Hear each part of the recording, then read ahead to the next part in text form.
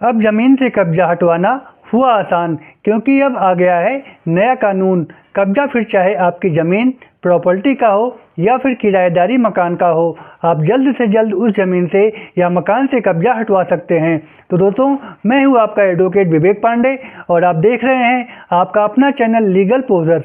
दोस्तों, ज़मीन से कब्जा हटवाने के लिए अब बीएनएस की भारतीय न्याय संहिता की कुछ नई धाराएं जोड़ दी गई हैं और इन धाराओं में अब ज़मीन से कब्जा हटवाना हुआ आसान, क्योंकि अब आ गया है नया कानून। कब्जा फिर चाहे आपकी ज़मीन प्रॉपर्टी का हो या फिर किराएदारी मकान का हो, आप जल्द से जल्द उस ज़मीन या मकान से कब्जा हटवा सकते हैं। हेलो दोस्तों, मैं हूं आपका एडवोकेट विवेक पांडे और आप देख रहे हैं आपका अपना चैनल लीगल पोजर। दोस्तों, ज़मीन से कब्जा हटवाने के लिए अब बीएनएस यानी भारतीय न्याय संहिता में कुछ नई धाराएं जोड़ दी गई हैं और इन नई धाराओं में नए तरीकों की मदद से आप अपने ज़मीन या मकान का कब्जा हटवा सकते हैं। और ये कब्जा आप नंबर 1 पुलिस स्टेशन से, नंबर 2 एसडीएम कोर्ट से या फिर नंबर 3 कोर्ट के माध्यम से भी हटवा सकते हैं, वो भी बहुत ही कम समय में। तो दोस्तों, अगर आपका कोई भी प्लाट खाली पड़ा है या फिर कोई खेत या फिर ज़मीन का हिस्सा जिस पे किसी ने कब्जा कर रखा है, कब्जा छोड़ना नहीं चाहता है, तो आप अपने एरिया के नज़दीकी पुलिस स्टेशन में जाके बीएनएसएस की धारा 173 में कंप्लेन दर्ज करवा सकते हैं। और इस कंप्लेन का फ़ायदा ये होगा कि नई धारा के तहत आपकी एफआईआर 3 दिनों के अंदर ही दर्ज कर ली जाएगी और उसके ऊपर कार्रवाई होना स्टार्ट हो जाएगी। साथ ही उसके ऊपर जो मुकदमा दर्ज होगा वो बीएनएस की धारा 329 के पैरा 3 के अंतर्गत होगा, जिसमें 3 महीने तक की सज़ा और 5,000 रुपये तक का जुर्माना किए जाने का प्रावधान किया गया है। तो अगर आप पुलिस की मदद लेते हैं तो आपकी ज़मीन से कब्जा भी हट जाएगा और कब्जा करने वाले को इसकी सज़ा भी मिल जाएगी।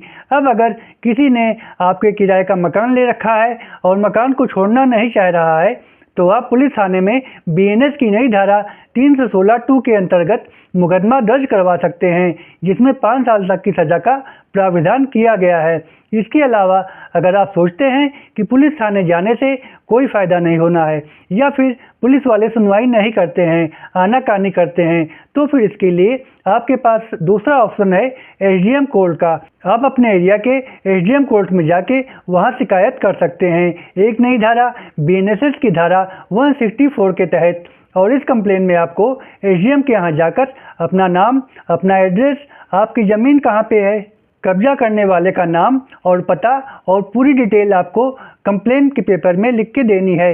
इस पर एसडीएम द्वारा आपकी ज़मीन का पेपर आपसे मांगा जाएगा कि एक्चुअल में ज़मीन आपके नाम है भी या नहीं। और अगर ज़मीन आपके नाम पेपर में दर्ज है तो भारतीय न्याय संहिता की धारा 164 के तहत एसडीएम दोनों पार्टियों को, यानी आपको और जिसने आपकी ज़मीन पर कब्जा किया हुआ है, बुलवाएगा। और अगर ज़मीन का पेपर आपके नाम दर्ज है तो सामने वाले को वार्निंग देते हुए आपकी ज़मीन का कब्जा आपको दिलवा देगा। साथ ही उसे बीएनएस की धारा 163 में वार्निंग भी दी जाएगी, जिसमें 3 महीने तक की सज़ा का प्रावधान किया गया है।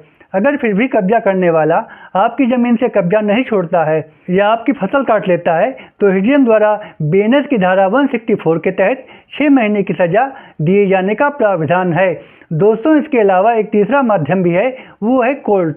आप अपने सिविल कोर्ट में जाकर ऑर्डर नंबर 39 के नियम 1 के तहत सिविल सूट फाइल कर सकते हैं या फिर अपने एरिया के नज़दीकी मजिस्ट्रेट के यहाँ जाकर बीएनएसएस की धारा 329 पैरा 3 के अंतर्गत मुकदमा दर्ज करवा सकते हैं, जिसमें 3 महीने तक की कारावास और 5,000 रुपये तक की सज़ा का प्रावधान किया गया है। और कोर्ट में जाने का फ़ायदा ये होगा कि ये बीएनएसएस की धारा 232 के तहत आपकी समस्या का समाधान 180 दिनों के भीतर ही कर दिया जाएगा।